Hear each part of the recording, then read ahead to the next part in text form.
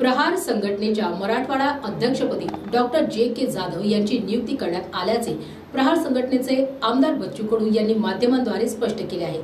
JK. Jadhav यांची सामाजिक व राजकीय बांधिलकी चांगली आहे व येत्या विधानसभेत प्रहार पक्षाचा ठसा जे.के. जाधव संपूर्ण मराठवाड्यात उमटवल्याशिवाय राहणार नाही असा विश्वासही बच्चू कडू यांनी माध्यमांद्वारे व्यक्त केला आहे।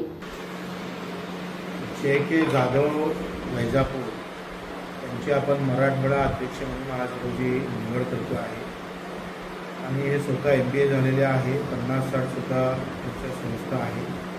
सामाजिक आणि राजकीय त्यांची अतिशय चांगली मजबूती आहे आणि मला निश्चित अपेक्षा आहे का येत्या विधानसभेमध्ये मराठवाड्यामध्ये आपल्या प्रहार पक्षाचा ठसा ते उमटवल्याशिवाय राहणार नाही याची ताकदीनं बांधणी होईल।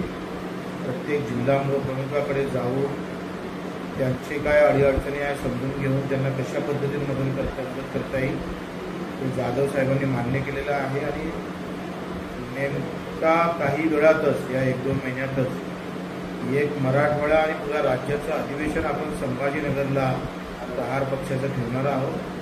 त्याच दिवशी आपण शेतकरी मजूर आणि इतर काही मुद्दे घेऊन आंदोलन पण करणार आहोत। त्याच्यासाठी त्यांना मी शुभेच्छा देतो।